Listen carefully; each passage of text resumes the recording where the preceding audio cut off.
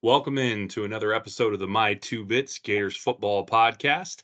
I am one of your hosts, Ben, and joined as always by the other host with us here, Mr. Randy. How are we feeling tonight, Randy? B, what's going on, bud? All is well in the land, just trying to thaw out. So in the process of still thawing out after a frigid weekend where in my neck of the woods, just west of Gainesville, we touched down about 28 degrees Saturday morning. So yay. Wow, dang, it got cold there. It didn't get that cold by me. Yes, I sir. think we did touch. I don't know if we even touched the 30s actually. So big temp swing there. Hope you covered up all your plants and Yes. all is okay up there. Good deal. I'm actually down in Southwest Florida at the moment as my tour of the state is as always continues. So Yeah. it's quite a bit warmer down here right now. But anyway, with that being said, let's kick this thing off and get it going. So tonight's episode is going to revolve around a discussion and analysis of the identity of Florida football. So we kind of talked about this or alluded to it a little bit. We really want to get into a little bit of the history of what Gator football really has been, because I think that when both you and I talked about this and discussed it, when we kind of thought back and looked at, okay, what do we think Florida football is, and what do we think the history really is, and the providence of the program, if you will. It kind of surprised us when we looked back and looked at what it Yeah. actually is versus what it was. And not that it's poor or something, but just maybe it's not as excellent as we might have thought, right? And I think that's relevant to some of the conversation we're going to have. So anyway, with that, let me do as always our intro here. Let's talk mission, our vision, and our agenda. So our mission, of course, is to provide factual analysis of all things Florida Gator football, and this is definitely a little unorthodox as we do that, and we'll be looking at some different aspects, right? Not so much around what's on the field now, but what was on the field then. So as it relates to our vision, we have unfiltered conversation around the product on the field, as well as recruiting and overall coaching decisions. Our analysis will be based on review of film, and while we will express opinion, that opinion should always be based in some form of fact. We will also evaluate strategy and tactics, as well as observation of player personnel decisions and on the field execution. So, for our agenda tonight, we are going to discuss what makes Florida a historically good, not great, good football program, because that I think is the correct adjective in this case. And I know I might be upsetting some people when I say that, but I think you'll find that the stats bear that out. Um, we also want to look at what does success look like for the fall of 24 based on not only our history but also some other headwinds that are going to be involved there. We're then going to take a look at why does a transfer or recruit or transfer want to come play at Florida today, right? What is the motivation now as opposed to what it might have once been in a different time or place? Well, not place, but a different time or place in history, perhaps. And then we're going to wrap it up and sign it off. And while that's only a couple of agenda topics, we have quite a few things we want to get to under each. So I think we'll have a really good conversation around some of these things and where they might go. So, with that, let's get started here and discuss what makes Florida a historically good football program. And again, I don't mean that to be blasphemous. So, I think it's important to note that we really are not historically great, despite where the perception might be that because of some stretches that we've had throughout history, right? The 90s, the late 2000s, right? There is this perhaps perception that we are really this historically great football program, and we're really not. And we'll have some conversation around that. So I'm gonna turn it over to you and kind of let you get this started. Uh, Give me some thoughts, give me some stats that we pulled, and some things around that nature, and let's talk through this a little bit. You know, I tell you what, B, the best part about this pod for me is therapy. And Yeah. as I look at the different things that we've discussed regarding constructing the agenda for this pod, you kind of said it earlier, but it's really interesting to see some of the origin stories, to see some of the things that has occurred throughout the history. And you know what, outside of what happened with Spurrier winning the Heisman years ago and a couple players here and there, and it almost seems like this program, although it's been around for a long, long time, right? Florida football, for those of you who might not know, has been around since 1911. Yep. And in its inaugural season, we actually went undefeated 5-0-1, which is remarkable. But here's the thing, Florida football, when you look at identity, whatever you want to call it, the unique thing is it was this specific period of time between 1990 and 2001, and just what seemed like 2005 to 2010. Yep. And one of the things I know, I thought, you said you like the quote, but it's a little bit different for another school, to the northwest of us. But we have a visor, right? We don't have houndstooth. That was the thing. Right. That was what made, I think, put Florida on the map in such a big way, because you had an introduction of this guy who had this idea of slinging this pigskin around, and took him from a program at Duke. He was only at Duke for 3 years to come to Florida to obviously do what he did from 90 to 2001. So that was the other thing that was interesting to me in looking back at this history of Florida football, is it really can be defined in these little stretches compared to what the origination of Florida football as it dates back to 1911. Mm-hmm. So huge difference. No, it is. It is. And it is really interesting. And I love that quote that you had there with the visor and not a houndstooth. And for those that don't get the reference there, Bear Bryant always wore a houndstooth cap. So just in case you didn't know that one, but that's the reference, right? So if you look at Alabama, and as much as we are not Alabama fans, that program is historically great. There's nothing you can do about it. Hopefully they're a little less historically great now without Saban. Fingers crossed, right? But historically speaking, they are great. I mean, there's really no two ways about it. You look at the number of wins, you look at the number of national titles, right? You look at all kinds of things, and they are historically great. And there are a few others that are in a similar category. I mean, they kind of stand above really most of the rest. But overall, there are a few others that are kind of in a similar category that could kind of rank up there in that neighborhood. But at the end of the day, we just aren't in the same category. We just aren't. And that may hurt, that may sting, but at the end of the day, it's the fact, right? So one of the things we kind of looked at with this is, okay, modern college football, right, when the AP polls started kind of coming into play and ranking out national champions and ranking out teams in general, came into play in the late 30s, right? So we kind of took, okay, 1940 on, what does that look like for us, right? So if you look at 1940 to current day or end of current season, we had 598 wins in that time period over 83 years. That's an average of 7.21 wins per year. I'll pause for effect there. 7 wins a year.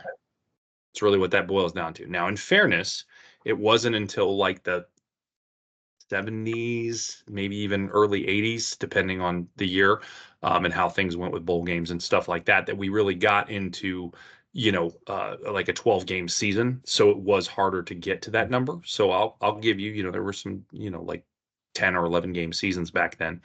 So when you look back that far, that does factor in a little bit, but that's still not anything, epic. Right. We're not talking about great seasons as an average here over and over and over again, historically, or something like that.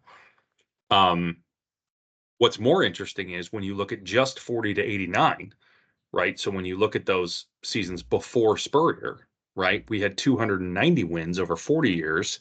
That's only 5.8 wins per year. And if you take out the 2 winless seasons, that's right, 2 0-win seasons we had in there, that's still only 6 wins per season over that time period. So now, you really kind of see, okay, it was the 90s that are kind of bringing that average up, right?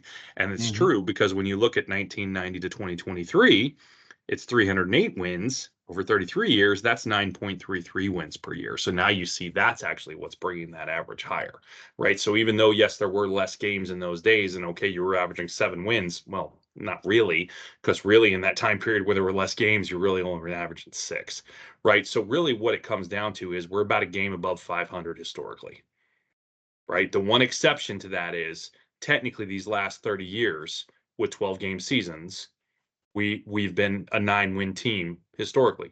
That is true.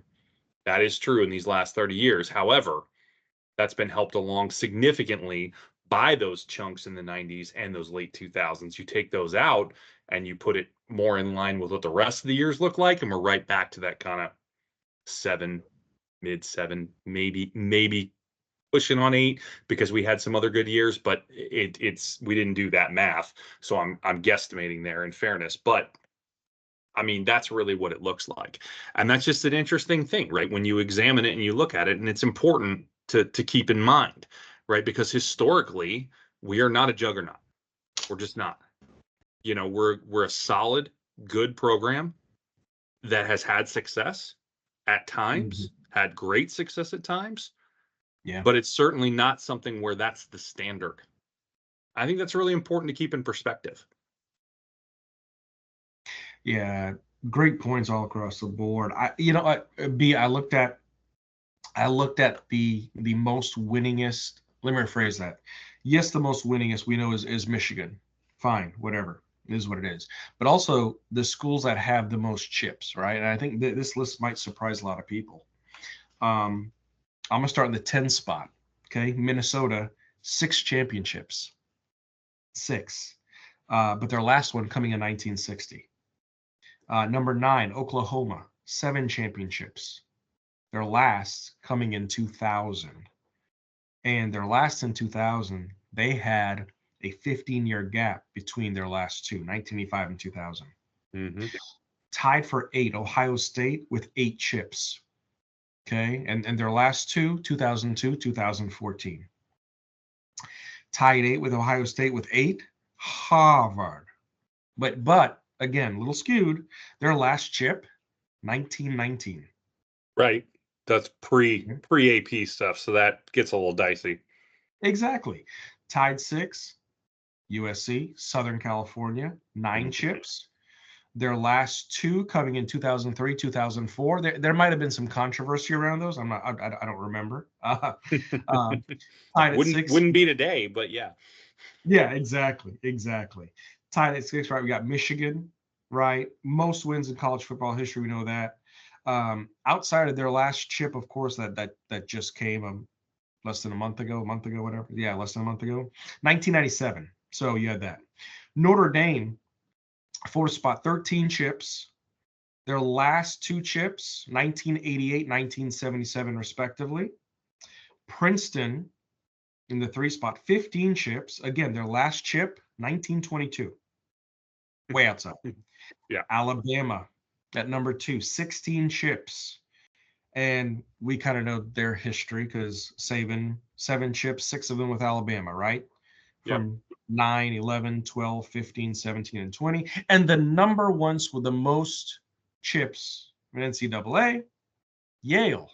But their last came in 1927.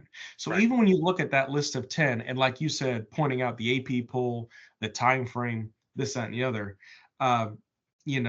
3 chips, great accomplishments. Really hard to get a chip, as we know. But it just doesn't come close to some of these programs and some of the more quote unquote historic runs that they've had. Yep. Absolutely.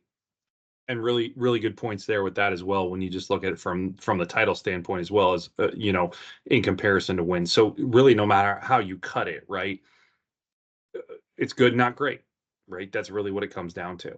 And that's the really important thing I think that we need to keep some perspective on, right? And it's not to say that we don't want Florida to be great. I want to get that across. I think we all want Florida to be great. We all want to win the title every year.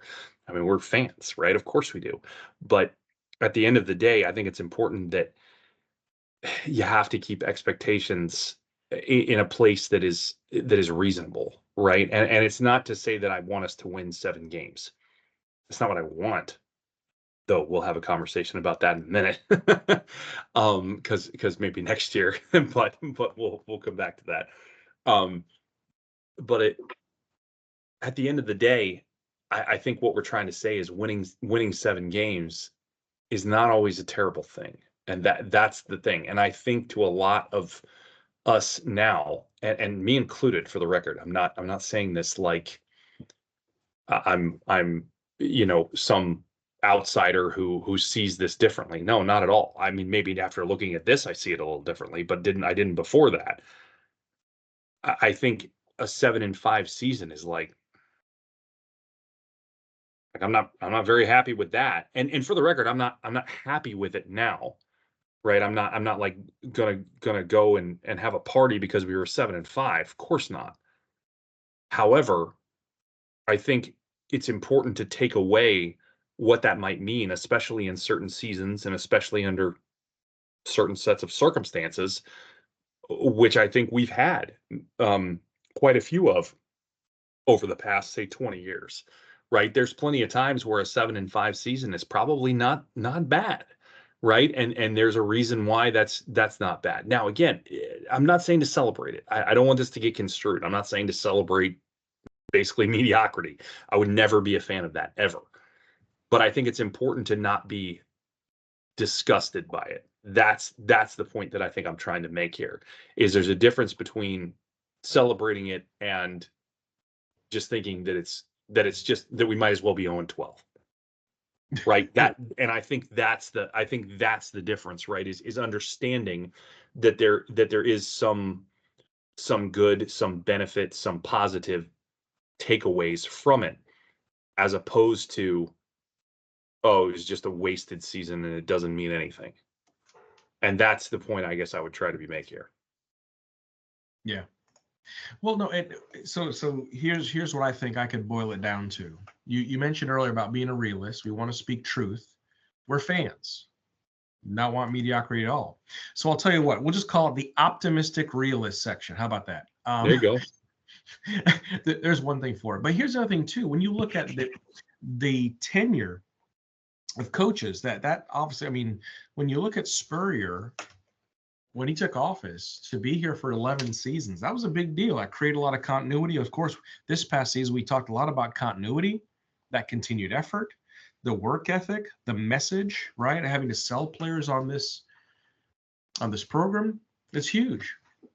Yep. The other thing that I think we still have to take into consideration, I don't know if many people might know this, B. I know we called it out twice last fall, but consecutive game scoring streak. Florida's at 437 consecutive games. Yep.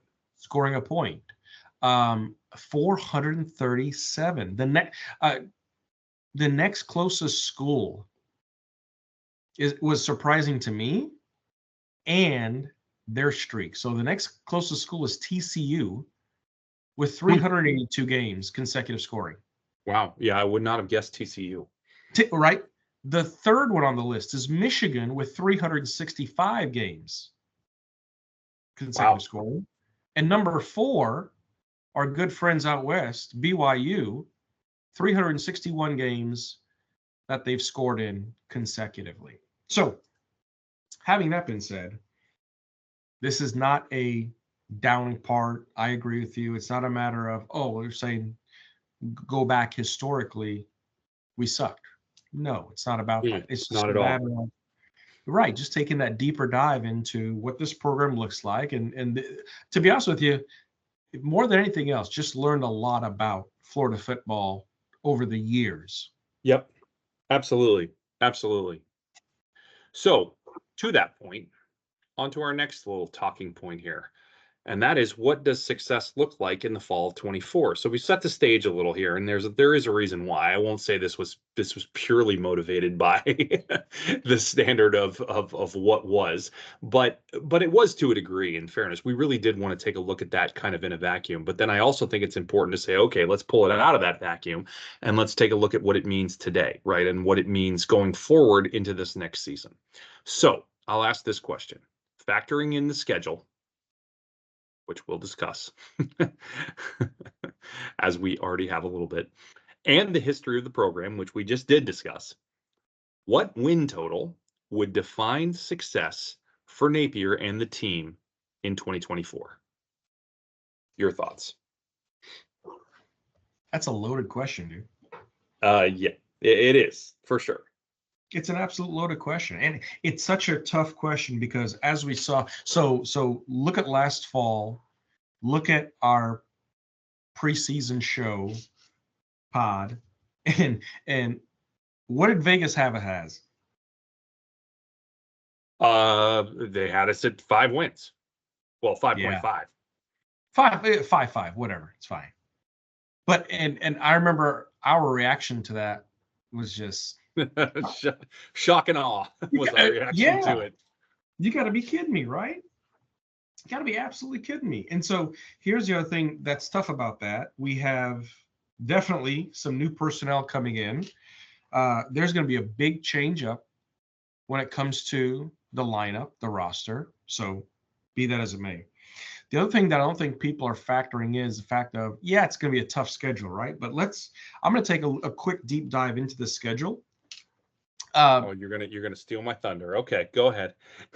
Either way, I'll ping it back and forth. No, you're good. You're good. I'm just kidding. Go for it. But no, August 31st, Miami. Yep. Okay, at least that's at the Swamp. So be it. Yep. September 7th at Samford, quasi cupcake. I'm gonna say complete cupcake. Home Sanford, but yes. Yeah, home. September 14th, A&M. That's at home. Great. Yep. Not at all a cupcake, but yes. No, and, I'm sorry. What'd you call Texas A&M? Florida West. Yes. Funny story about that. I ran into some A&M fans last week in Houston, and actually A&M alum, and I dropped that line on them, and they actually got a pretty good kick out of it. It was kind of funny. Oh, they better have, because we're not talking about University of West Florida here. This is much different. So there's that. September 21st, Mississippi State in Starkville. We get to hear cowbells. Yay. More cowbell. More cowbell. Yeah. Are we having Christopher Walken come on here? No. October 5th. Yeah. October 5th, UCF in the Swamp. October 12th, at Tennessee in Knoxville. October 19th, Kentucky here in the Swamp. So, and we'll stop you right there. So, okay, if that doesn't sound that bad yet, you're right. It's not. Like, that's not, I mean, it's not easy, certainly, but it's not horrific. Now, hold on to your hats. Go. Exactly. November 2nd, Georgia in Jacksonville. November 9th, Texas Longhorns in Austin. November 16th, LSU back in the Swamp. November 23rd, Ole Miss. Lane's coming to town at the Swamp. November 30th, Florida State. We got to go to Tallahassee. If that is not the hardest 5-game stretch in college football next year, I'll quit my day job. Period. There is no question that is the hardest stretch. At one point this season, every team there was ranked in the top 10. Period. I'm pretty sure at least 2 of them were number 1 or 2. No, I guess 1 or 3. 3 of them were 1 or 3 at one point this season. So, yeah. And again, it's not like the first 7 games are cake or something, right? There's losable games in there for sure. Miami to start. Let's start there, right? Mm-hmm. A&M certainly losable. At Mississippi State is not a laydown. I think we get that one, but still, UCF at home. Don't write off Malzahn, guys. I mean, I would be beside myself if we lost to him, but you can't write him off. He's a good manager in a big game. Tennessee with this freshman quarterback in that bowl game looked outstanding. I am not looking forward to playing that game in Knoxville. Kentucky at home, we better win it this year, or I may start the Fire Napier petition myself at that point. Because that one, as you know, is my pet peeve to lose, because I don't think we ever should, but we'll move along. But then from there, I mean, it's just murderer's row. I mean, we lost the last 5 games this year, and we're pretty upset about it because we should have gotten at least one, really probably 2, possibly 3. If we lost all 5 next year, I'd just kind of be like, okay. Like, I get it. Like, if we don't start 7-0, it's very possible we don't have a winning season. That's what we're looking at. I mean, Yeah. very, very possible. Getting a win in those last 5 games is going to be exceedingly difficult when you look at that schedule. I mean, those are all really good teams. I just saw where the Athletic picked LSU to go 12-0 in the regular schedule and 10-0 in conference. Or Whoa. 9-0 in conference, sorry. Yeah. So they're picking them to be pretty good. Now, does that mean that they're going to do that? Of course not. But it means they're picking them to be a very good team. For what that's worth. So at least we get them at home, but they're going to be very good. So it's something to keep in mind for sure. Now, I'm not saying we can't win any of those games, but it's certainly a heck of a gauntlet. So, any other thoughts on that you were going to bring up? Well, you didn't answer the question yet. What's the win total for you? What does Dang it it! look like? I thought you were just gonna just mosey on by. No. No, you don't get off the hook that easy, sir. Fine. Okay. All things again, optimistic realist, right? Okay, optimistic realist. Yep. Considering the things that we know, considering the changes that we know that are coming from a personnel standpoint, position standpoint, everything standpoint. Having that been said, and looking at this schedule, and if we are in much closer games, if we're competitive, and a couple other changes happen, especially on the defensive side of the football, I'll take us at 7-5 with the caveat bowl appearance, strong bowl appearance with a bowl win to propel us into the fall of 25. Yeah, and I think you'll probably get that, assuming that does happen, right? Because I think you have a lot of young players, likely not going to have a ton of opt-outs, right? I think you probably get the bowl win. It depends on the opponent, right? But for sure. But I think it's very likely this is not going to be an older team. Certainly, it's still going to be a much younger team. I think it's very likely Mertz probably playing in his last game, assuming no form of injury or any kind of weird changes to the quarterback position. And again, assuming your schedule there, I think it's very likely that you see us win that bowl game, assuming we get to it. Yeah. So I love your answer. I have the same. I have 7-5. And again, this is not what we're predicting. I want to clarify. We are not predicting 7-5. If I look at that schedule, it's very hard for me to predict 7-5, to be honest with you. I hope I can when we get to our season preview in August and we can go through it and I can have the faith to do that. But it's going to be hard. It's going to be hard to pick 7. I'd love to be able to pick 8-4. I don't see it. But I mean, thankfully a couple of those games down the stretch are at home. So maybe that helps us a little bit. But it's going to be really hard to pick certainly better than 8-4. It's damn well near impossible to pick better than 8-4 down the stretch, or just in general, and not just feel like a complete homer with the picks. I mean, seriously, because that schedule is just absolutely brutal. Again, we said we're going to say it 1,000 times.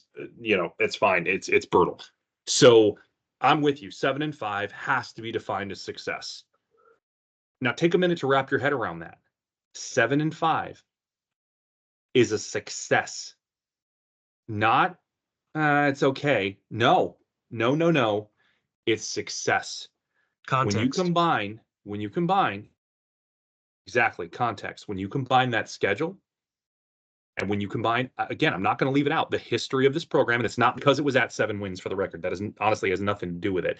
It's just the fact that we're not a program that is, consistently getting 10 and 11 win seasons every year. We aren't. It's not who we are. So when you look at that, and then you look at the Murderers Row that we're playing next year, you look at the fact that we are still a young team. I'm not using it as an excuse. It's just a fact. This team would have to be very good at what they're doing to go 7-5. Very good. Bordering on great to go 7-5 with that schedule. It's wild.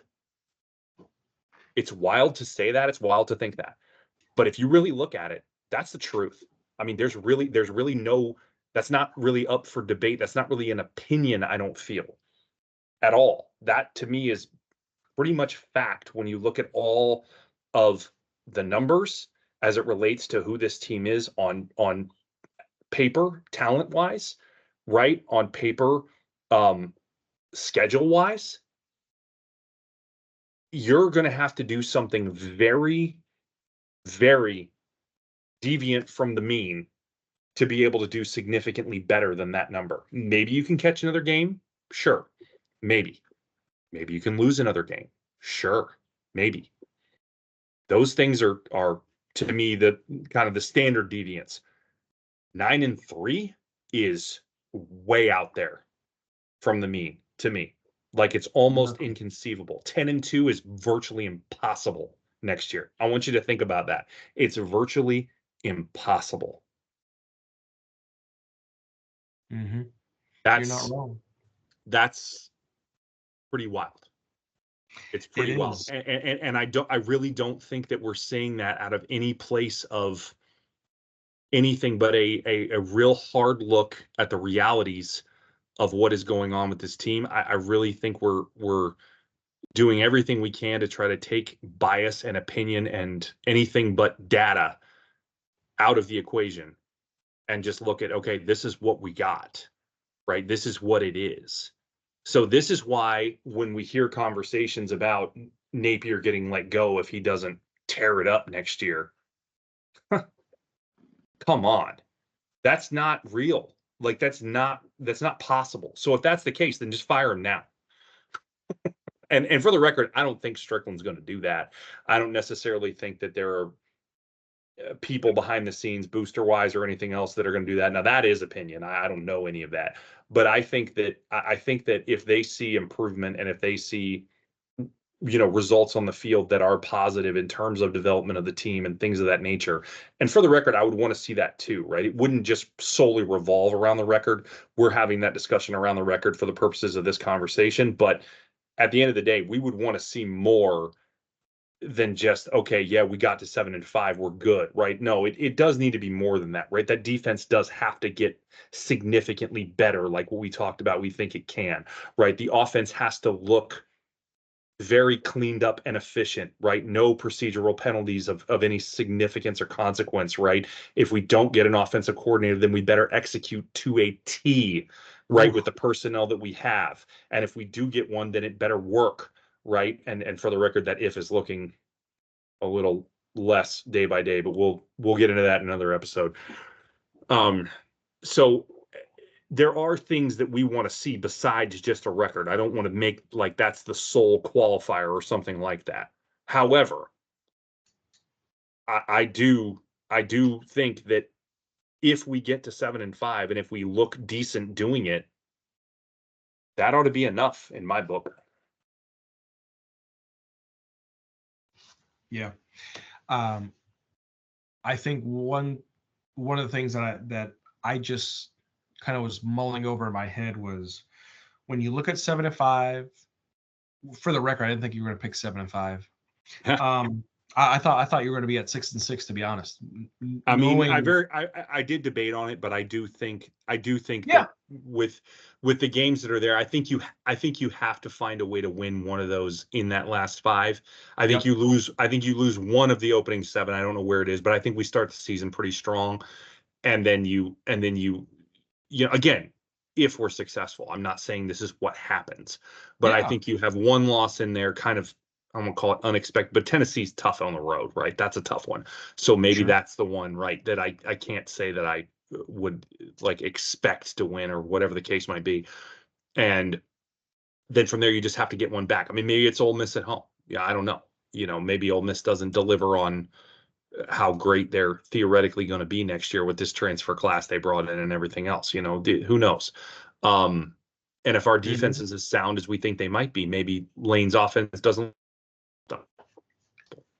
So maybe to that point, I figured on the defensive side of the football, for what it's worth, the way to make this happen is, first, we've got to give up 50 to 75 yards less than what we gave up last fall. 50 to 75 yards. Anything more than that would be a miraculous improvement. But I'm calling for at least 50 to 75 in that range right now. Average per game yardage. And what to did opposing we offense. end with? We ended with just over 400 a game. Is that right? I want to say we were somewhere in the 413, 414, Yeah. 417 in Yeah. that range. Yeah, right? that sounds correct. Based just going from memory. Yeah. The other thing is takeaways. We had some great Yes. interceptions when they happened, but Yes. not nearly Very enough to few. be Not nearly enough. right. Not nearly enough to make opposing quarterbacks flex about throwing the ball. Not nearly as good in coverage to tip and bat the ball. So I think takeaways are going to be huge on the defensive side of the football to make that 7-5 happen, and then go for the miraculous stretch to go to 8-4. The other thing that has to happen on the I'm going to say the offensive side of football now is third down. We got to get better at third down, period. Yep. Period. Agreed. Right? Bottom of the list in the SEC, third down conversions. If we can take that third down conversion percentage, okay, it was at about 31%, so call it a third. If we can take that sucker and get that sucker up just to maybe 40, 42, 45%, that's going to be huge to move that football down the field. Yeah, and that's where. Oh, sorry. Go ahead. No, you're good. I was just going to say that's where I think an OC would make a big difference, because I think the problem with that situation is, and the reason we weren't better on third down is Billy in third and short is fine, good even, but third and medium to third and long, right? He's very predictable. We talked about this, right? And unfortunately, he's somewhat predictable, even at least at times, not always, but at times, in how he gets himself into third and medium and third and long, right? Just some of the things that he does as the game goes along. He's not necessarily like this the whole game or the entire game or even at sections of the game, but there are drives where it's like you just know it's coming, right? You know the plays that are going to come, and so does the opposing coaches, and then all of a sudden you're in third and long, and when he's in third and long, we almost, depending on where he is on the field, we know what he's going to do, right? If he's in third and long inside his own 40, he's running the football. 100% of the time, he is running the football because he's going to go for it on fourth down. So he thinks he can get some yards on. He's going to surprise them, except 100% of the time he's going to run it. So he's not surprising anybody, but he's going to run the football. We've talked about this, right? And it's so predictable that he's going to do that it's not at all a surprise, and you don't get yards, and then you're in fourth and long, and then you're not going for it, or maybe you're in 4th and 4 and you are, and then what's your percentage that you're going to get it? So to your point, I think that's where I really think an OC would help us with that particular number, third down conversion. Maybe not maybe the other stats aren't even significantly impacted that much, right? Maybe a few, but for the most part, I don't see like the offense getting like, oh my God, it's so much better, right? I don't think our offense is bad. I just think there are weak spots. And one of those is some of the predictability that I see in certain situations, which in particular with third down has been a problem. And to your point, so sorry, I didn't mean to get off on a tangent there, but that's one thing that really stuck out to me last season, because it was the second season that I saw the same things, right? So yeah. And I think one good call out there is what an OC brings is not just a play calling ability, it is the timing within the play calling ability, which I believe is going to help out another thing that I think needs to improve on offense, and that is points scored per game. Yep, that absolutely has to get better. Right. If we can raise that point scored average by another 5 or 6 per game, at least, because we're at sub 30. I want 10. That's full. Right, at least 5. Okay, so yeah, 5 to 10, sure. I want 10. I mean, they're the best teams in the country. Not even the best teams. The teams that compete for things in the country are over 40 a game. So us going to 36, I mean, there's no reason. Again, we don't expect to compete for that, but I mean, I want 10. I want 35, 36 points a game. Period. Yep.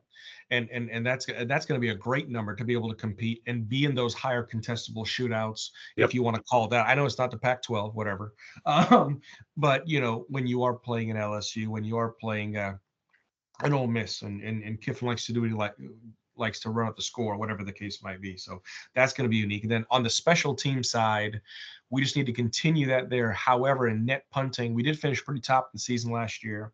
Yep.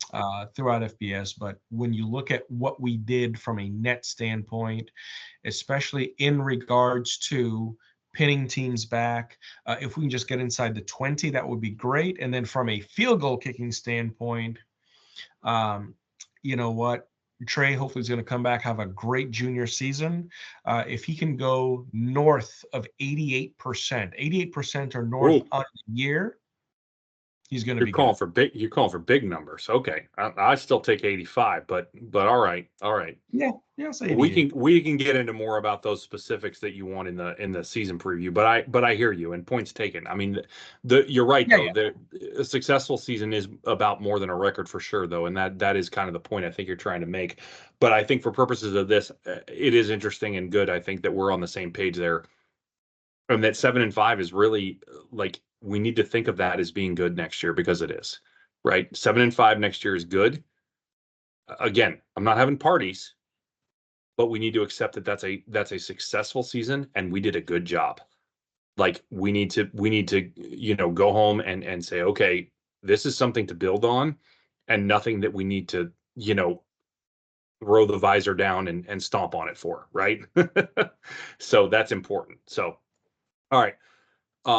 With that, let's move it on and talk about this final topic point we have here, which is, why does a current high school recruit or transfer come to play football at Florida today? We've had quite a few do so in the recent weeks here, which is very nice. We'll get into that in another episode. But we have some kind of talking points that we want to get into here and just have some discussion around into why we feel like, there's a part of this or could be parts of this. So, and this goes back to kind of the identity of the team or of the program overall. So we'll start off with this one, and I'll kind of get us started here. Is fun part of the identity, right? Because I think that matters, right? I mean, these are college kids, right? They want to have fun, right? Is fun part of the identity of this program, whether it's from a football standpoint, a campus life standpoint, right? Because these things factor in. I think my answer to this is yes. Based on the reviews that you hear, right, of these kids that come for visits, whether they commit or not, everybody's review of Florida is like super positive right now, for whatever the reasons might be. They don't get into all the specifics, obviously, probably because there's some stuff they can't talk about. Just kidding. But really? But I think honestly that whether it's the experience on campus, off campus, football related, not football related, all the things Napier's doing to build out the culture of the entire program, the entire experience, really, right? I think based on that feedback that we're hearing, this answer has to be yes, right? It's just a question of to what degree, because at the end of the day, the one thing that is the most fun, if you're a competitive athlete, is winning. And that is the one component that we don't necessarily have in spades right now, right? No questions about it. And so that is the one piece that is still kind of the missing component here. But I kind of feel like we have all the other bases covered. So it kind of feels like if you can slot that in, man, okay, this thing could really kick. You know what I mean? From a fun standpoint, right? And I don't mean that like irresponsible fun, for the record. Like, I mean like things that should be going on from like a fun standpoint, just so I'm clear. I'm not trying to get into all the other, after hours type fun. Extracurricular. But yeah, extracurricular. Thank you. That's a perfect word.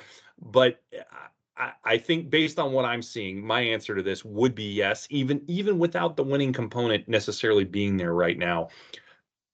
I think the answer is still yes. Again, it's to a degree because that piece isn't there yet. But if it comes, then I think this is like almost becoming a home run based on everything that I'm hearing. What are your thoughts? Yeah, I dig it. I dig it. I would have to say yes, purely for the fact of now. Here's the thing. I don't know if you remember this or not, but back when you and I were thinking about going to college, a few moons ago, I actually went down and Just a toured. couple. Yeah, just a couple. Toured Miami and Coral Gables and that area. And at the time, I want to say it was like a 209-acre campus. There was a man-made beach in the middle. I mean, it was beautiful. Campus was spotless. I'm like, wow, this is a college campus. So, anyways, I say that to say, I'm going to take Graham's quote here. Graham has said this multiple times. It's the most fun he's had playing football. You can't Yep. beat the weather. So I get it's a swamp, it's hot, but at the end of the day, you know what? You never have to shovel sunshine. Okay, especially coming from the north. So you're playing in a really fun environment. Okay. The other thing is you had an offense in the 90s. Fun was in the name. It was fun and gun. Yeah. Okay. It was fun and gun. Bottom line. The other thing that I look at is Billy and what he does to develop the players. We'll talk about that in a second. But one thing I love that he did at the beginning of the season in spring practice and moving forward, he actually had an improv show. And that improv show this past fall, this past summer, had a lot of players who would get the opportunity to impersonate him, the coaching staff, different other players on the team, Nice. and kind of act out different isms that they would have. Pretty cool. Hmm. So I definitely do think that, and especially if Graham said, and because of the amount of times he said it, and because of the look that he has and the genuineness in his face, I don't think it's smoke. So based off of that, if Graham and DJ are going to get as close as they're going to get, they've already had multiple meetings and dinners and thought meetings and brainstorming sessions. That's just going to rub off onto Mr. Lagway. Then absolutely yes and yes, and keep riding it. I like it. I like it. All right, next question, and I'll let you go this one first. Does the swamp factor in for players in this decision? Has to. Has to. I mean, I get the big house. I get the idea of playing out west. You have the Rose Bowl out there, different things like that. But when you look at other iconic stadium, Penn State, they seat a lot of people. The big house, they seat a lot of people. No problem. Neyland, seat a lot of people, right? But outside of that, it's such an iconic venue when you look at the swamp as again, old ball coach coined it back in the day. It's a bowl. It's a very steep bowl. When you stand on that field and you look up and you look at the top section, it's a steep climb. I've done mountain climbers in the swamp, and back in my younger days, it's not easy. When you do stadiums up there, it's just not easy. So it has to be a factor when you look at the history that's on that field and everything that came to be Ben Hill. It's actually, I know Ben Hill's going to be going through some construction, some overhaul. Maybe there's some seats that are coming out, more chairbacks. I know people are bummed about that, but it's not going anywhere. It's a historic venue. It can't be torn down. Yep. So for some of those reasons, I would say it's absolutely a factor because, last count, what is it, 88,540 something? Something like That that. But I place, mean, I've seen it in 92, so whatever that means. right? That place gets loud. That place gets rocking. And if it's one thing that I've enjoyed, all the recruits say is that the atmosphere, especially when you look Yep. at what happens at the third quarter, between Yep. the third and the fourth quarter, the lights go out, Tom Petty's blaring. Quite the venue. Quite the venue. Yeah, and that's what I was going to say is based on the player feedback, right? Because we try to, base this off not just our opinions, of course, right, but some form of outside data, and based on player feedback, I think the answer has to be yes as well, right? And again, it's a question of to what degree that matters to them, but I think that when they go in and they experience that, there's been a lot of feedback about, man, this is quite the environment, right? This is quite the experience to be here and see what this looks like and what this feels like and what it's like to be in this particular stadium, because it does feel different, right? It isn't the same as even some of the other very historic SEC venues, right? So history aside, just the kind of the experience it is to be in the swamp is somewhat unique for sure.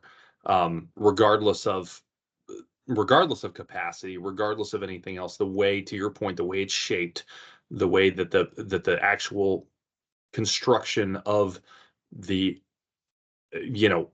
structure itself is done. I think that really creates a very unique environment on the field, um, that is not easily duplicated anywhere else. So it's a pretty cool thing, and I hope, to your point, that these renovations don't change that too much. I think everybody hopes that. Yeah. And yes, of course, seating capacity is a concern there, but at the end of the day, you got to do what you got to do. I don't argue that a reno is needed. I think the place is pretty dated, and it really probably does need to be updated. And when you do that, you've got to make the changes that are compliant, and it is what it is, right? So how do you work around that? How do you best make that work? And I think we'll come up with a solution that is hopefully decent across the board. But that's a whole other conversation. The question is, does it factor in? And I think right now the answer is yes. So, next question: is winning still a part of our identity as a program? This is a tough one for me. I'm kind of half in, half out on this. And this is what I'll say. So if I look at it and I think back, we already talked about this, right? When were our, winningest teams, right? Well, consistently winningest teams were the 90s and the late 2000s. So late 2000s being the most recent, the kids that we're recruiting were what? 5, 4, 3, not born, depending on when you start. Not born. um, Yeah. so, I'm really not sure that for those guys it is. However, there is a thought that I keep hearing, right? A theme that I keep hearing. And in fairness, I think the coaching staff's done a really good job of promoting this and kind of getting this in their head. And there was a theme of this a few years back too. I think this kind of came up under McElwain, actually, and not saying that this was his doing, but this theme has really come out with the players. And I think in this case, it's very much because of the coaching staff and how they're recruiting, is bring Florida back to prominence, back to greatness, whatever. And again, I would argue, okay, bringing back to greatness of a certain few years, but nonetheless, there was greatness there, no question. And this concept of bringing Florida back to that does imply a knowledge of what we were or have been at times. And that does imply that it is still a piece of the identity, for sure. So there's a part of me that's like, okay, these kids don't know about that. So no. But then there's another part of me that says, okay, well, they're talking about it, so yes. So I'm really split on this one. I'm like right down the middle to say I don't know if it is or if it isn't. I would hope that it is, but that's just me hoping as a fan and great lover of Florida football. But really to put any kind of solid data behind that, I don't know that I can, because obviously there hasn't been consistent winning in coming up on really 15 years now, not consistent winning, right? So it's tough. It's tough. What are your thoughts on that one? My answer, believe it or not, was no. I believe it. And I believe it. yeah, so just like you, I did the math, right? I said, okay, we're recruiting guys right now that have committed, right? Let's just say they're 18 years old, right? I'm not that good at math, but that'll put them born in roughly 2005, 2004, 2006. Yep. Based off of that, they're watching with dad or siblings or family, mom, whoever, and let's just say they start getting into football, watching the Gators, watching the orange and blue because families die hard or whatever the case might be, and they start watching it, say around 10 years old. At 10 years old, that puts us at 2013, right? 2013 was the end of, close to the end of Will Muschamp's tenure, Yep. right? Yep. So in 13, we went 7-6. In and so in 14, we went 8-5. Okay. Yep. Sorry. Yep. 4-8. Sorry. Uh, 4-8. Oh, yeah, that 4-8. was Right. that rough Seven. year. I Seven knew and that was in five. there somewhere. Right. And then Jim McElwain comes in 2015. We're at 10-4. SEC East champs. Okay, whatever. Right. Then after that, Jim would get 9-4, but then 4-7. Yeah. And then hey, our great OC comes back, Mullen, 10-3, 11-2, then 8-4, then 6-7, then tyranny after LSU, and then of course 6-6. Of course, the loss in the bowl game, 6-7, 6-6, 6-7, 5-7. And so when I look at that and what a lot of players look to, it's probably mainly off the efforts and suggestions or memories or recall of family and people around him. Just when they did this, when Emmett did this, when Florida Field was turf and Spurs said nope, we're pulling that right now, and we're going to put grass on there. And Werfel and Doring and Quezzy and Hilliard and all those guys that paved the way for Sexy Rexy, Gaffney. You had another string of those guys, and it's like those players wouldn't have known. These players today, to your point, no clue. Yep. No clue about any of that. Yep. Right? It's almost like a bride on her wedding, something borrowed, old, blue, or whatever, old, And new, new, I borrowed, and think. blue. Yep. Yeah, there you go. All the stuff, all the knowledge they have is nothing more than what they saw family wear, and the apparel and the colors and the passion that came with that. Yeah. No, I hear you. Yeah, I'm with you, and it's very easy for me to, again, if it weren't for all this talk about bringing it back and what I think the coaches are trying to do, and some of the history that Napier tries to instill in players that do come there, right? If it weren't for all that and what I think importance he places on it, I probably wouldn't even be on the fence about this. For the record, I'd be right there with you. I think Napier is trying to do a good job of bringing some of that history in, and maybe that's helping a little, but I don't know. That's purely speculation, honestly. So, Sure. all right, next question. Do academics factor in? Yeah, it's got to, right? Well, here, I'll tell you what. Let me take a step back. University of Florida this past year, 2023, named number 1 public institution. Fine, good. I'll tell you what. I am going to quote one of our newest commits for the class of 2025. Gator Nation, you all might know the name Jalen Wiggins. That name might ring a bell. Top 100 commit. He already committed to class of 2025. He's out of James Rickards in Tallahassee, 4-star. He was recently quoted saying that University of Florida, number 1 public school in the nation, they have amazing opportunities off the football field, especially when you look at what they do in the field of engineering, medicine, dentistry. The other thing that he likes, he did mention, after football practice, this, that, and the other, getting to know his day, he likes to study late at night. He likes to do schoolwork late at night. And the amazing thing that he was told by the staff that he has access to is tutoring help available late in the evenings. And so those opportunities alone, as I look at what these players are coached to do inside the lines, I enjoy the fact that the University of Florida is not shying away as far as what they're offering from that academic perspective. So that's going to be huge. And not to mention, take it a step further with Gator Made.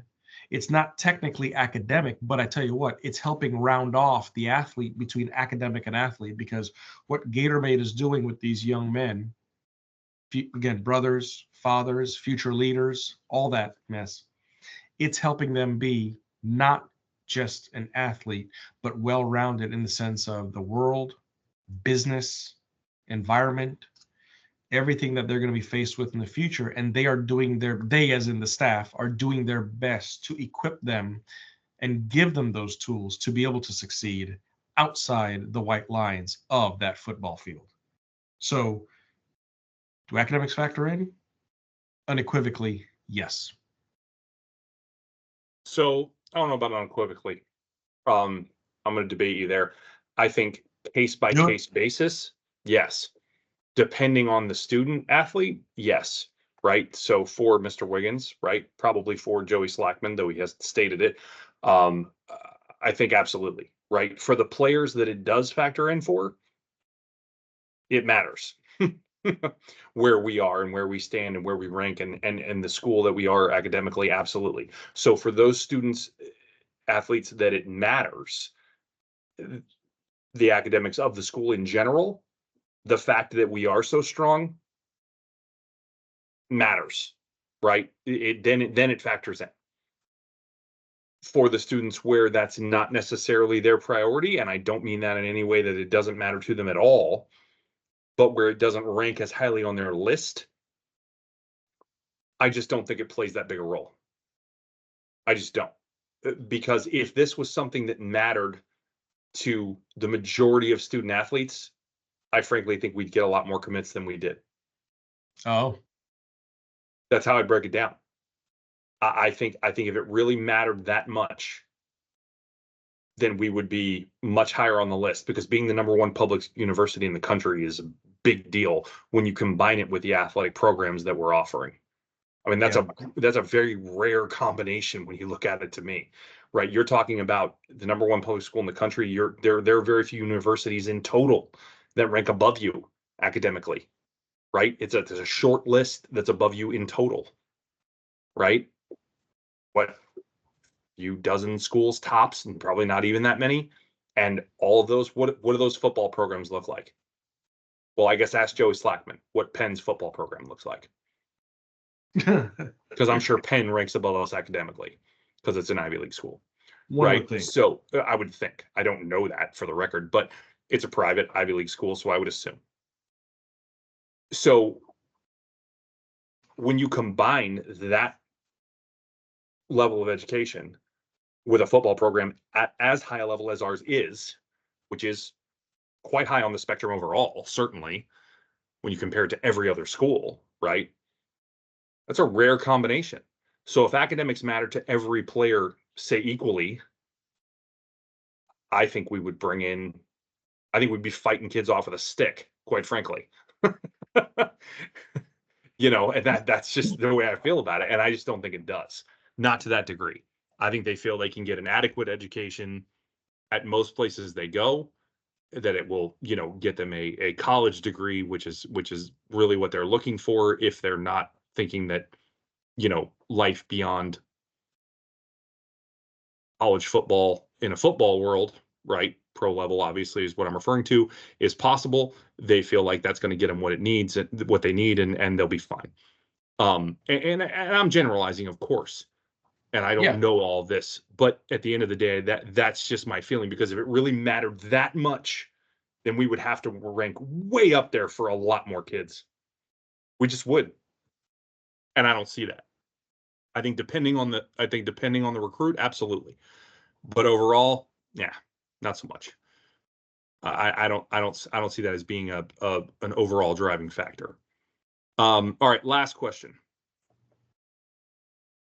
Where do coaching and development and the consistency of that coaching and development factor in to a recruit's decision? Now, we're speaking specifically about a quote that actually came out, I think, today, or actually, I guess it came out before, but it was referenced today in an article that we both were looking at, from our new acquisition, if you will, from the portal, though we really probably should have got him in recruiting, but we didn't. And these are some things that he said back in December when he didn't commit here, and that is Mr. Grimsley, our newly committed quarterback. Welcome. Do you have that quote handy? You want to read it? I do.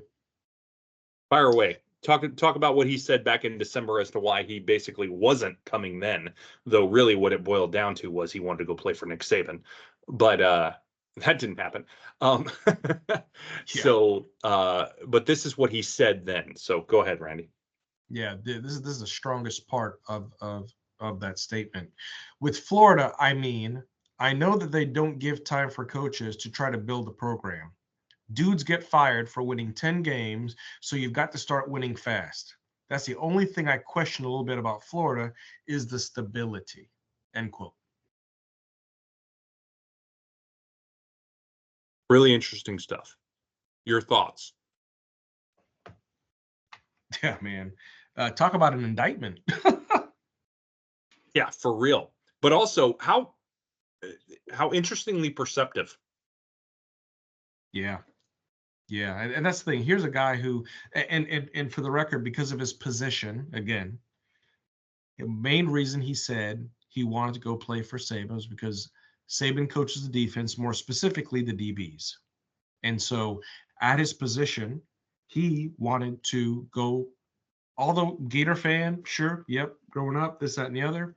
He wanted to go where he felt like he was going to have the greatest chance of success in his position, getting better in his position to, of course, prepare him for his next stage, which would, of course, undoubtedly be the NFL. Yep. Absolutely. And to your point, it's interesting seeing his quote now that he has transferred and committed to us. He said, quote, now I get to play for my dream school. Mm-hmm. So ironically, he really wanted to come here from a school standpoint, but felt that the best decision for him was to go because he, I think, grew up a Gator fan, I believe. And Right. but I think he decided he should go to Alabama for the betterment of his development because he felt the best coaching was there for him because he'd get to go play for, you know, the man, the myth, the legend, if you will, right? Which, I mean, I get it. Hey, you know, all ill will aside, to Saban, he's a hell of a coach, right? I mean, he just is. I thought So, you were going to say Dark Sith Lord. I'm sorry. well, I think it's that was just between you know, us. we can go down that road too. But at the end of the day, like it is really interesting, right? Because this also goes back to the concept of all these players that are going certain places for coaches, right? I mean, if you don't think that we lost Filsaime because we lost Corey Raymond and probably a bag of money, but a combination of those two, then I think you're naive. That Corey Raymond firing affected Filsaime's recruitment 100%. It had an impact. He tweeted almost immediately when Raymond was fired. What the hell? Put it on his Twitter account, almost, you know, or his X account, whatever, almost instantly. It upset him. He did not. He felt like he wanted to go play for Corey Raymond, which is kind of ironic because Corey Raymond doesn't really coach the safeties, but that's a whole other conversation. At the end of the day, Corey Raymond was heavily involved in his recruitment. He felt like that was the guy he wanted to go to Florida for, and then he wasn't there. And that impacted him. So coaches matter. So this concept of coaches or coaching and development at a school, it might be the biggest factor on this whole list, if we're really being honest. And when we look at it from a consistency standpoint, this is what's really interesting. Quick question for those that may not know. Since Steve Spurrier, how many coaches have been at Florida for more than 4 years? The answer is 1. It was Urban Meyer. Mm-hmm. And he obviously could have stayed as long as he wanted. He could still be here today if he wanted to be, because when you win 2 national titles for a school, they don't fire you. No. But obviously, we know what happened, and he walked away for whatever his reasons, health or otherwise, or health in quotes. But but at the end of the day, he's no longer here, and the number of coaches that we have had that have done more than 4 years, other than him, since Spurrier, are exactly 0. So Jameer's got a point. I give it to the kid. Super perceptive comment.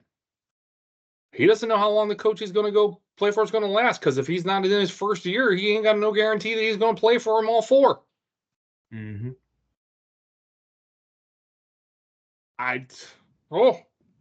The heck of a point, man. It's a heck of a point. Now, I would make the argument that there are many other universities that are in that same boat.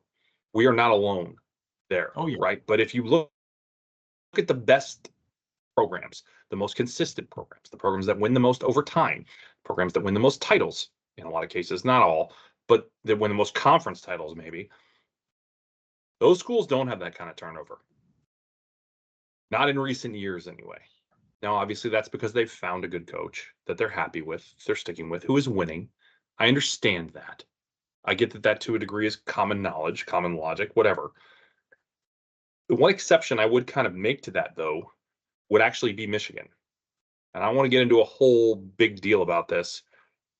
But when you look at it, and at the end of the day, Michigan kind of was the exception to that, because Harbaugh didn't start off especially great at Michigan, right? He did fine, but he kept not beating Ohio State over and over and over again, kept not winning the Big Ten over and over and over again, kept not making the national title game or the playoff, depending on the year we were talking about, over and over and over again.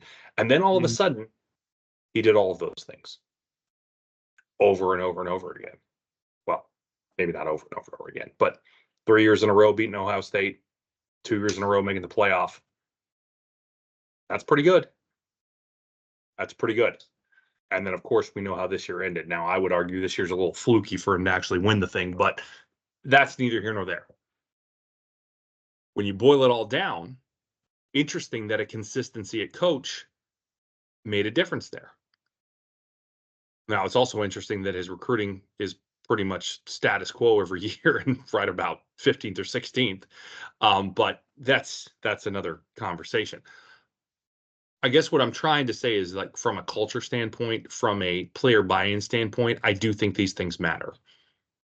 And I've been encouraged to hear Scott Strickland's comments recently in the backing that he has for Napier, no matter where that motivation is based, because some people say that it's based because he thinks his wagon's tied to Napier or whatever the case may be. But again, you and I have talked about this. I think Scott's way too genuine a guy to have that be the motivation behind saying something of that, whether his wagon is tied or not. I think Scott believes that. I think he believes in Napier, and I'm interested to see where it goes.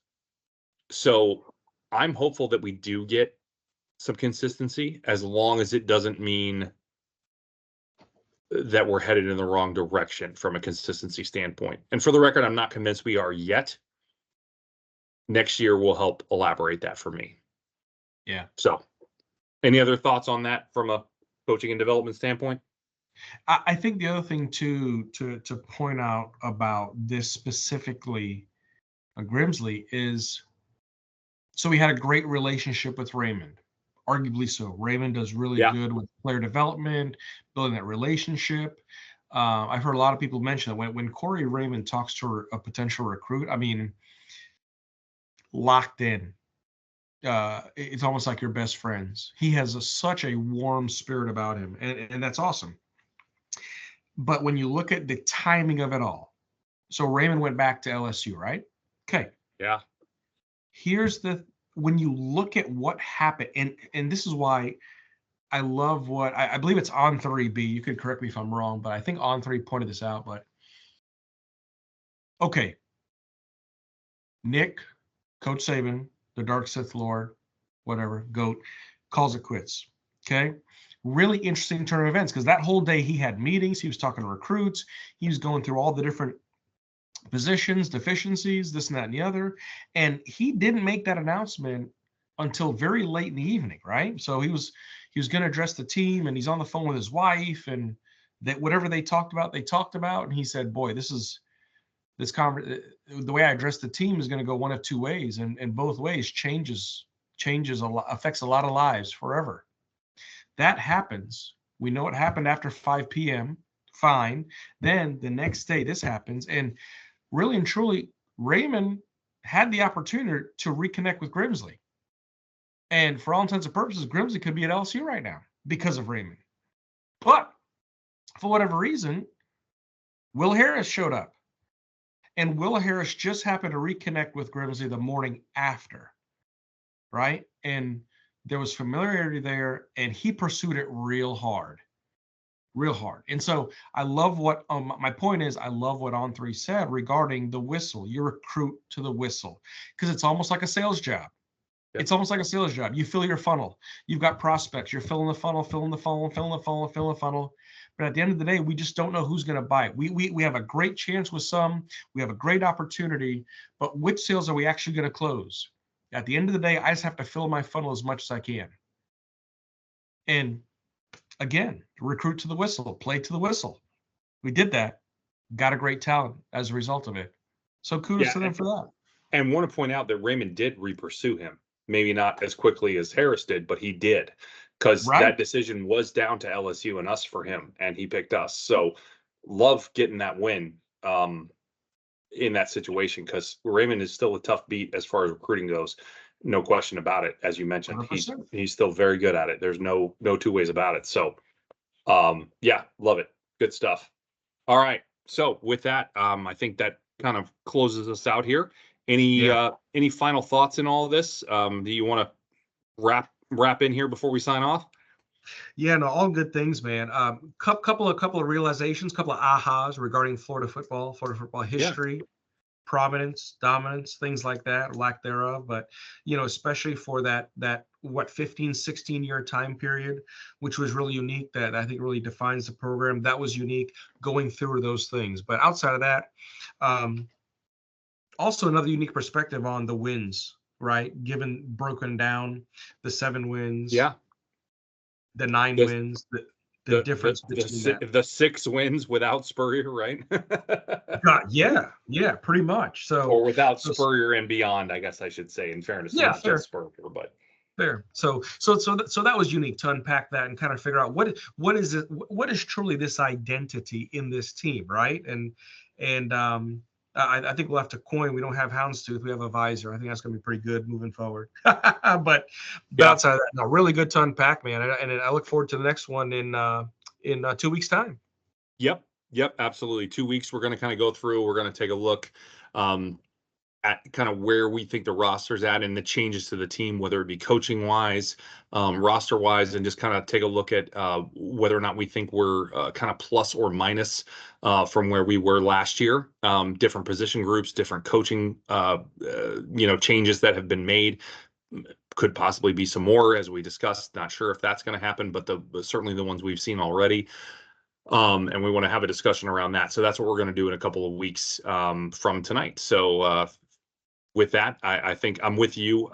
Same thing, really enlightening to kind of look through and kind of look at all that stuff and really examine it in detail. Hope it's been enlightening for anybody who's listening and kind of to deep dive into that stuff and get a little perspective. I think perspective is always good, because perception is reality, right? And perspective helps create perception, right? That's a little proverb, little Confucius say, right? Yeah. What are you, a philosophizer? Something like that. But no, with that, we'll close this thing out and say wherever you are and whenever you may be listening, thanks for taking the time, and we'll see you around, Gator Nation.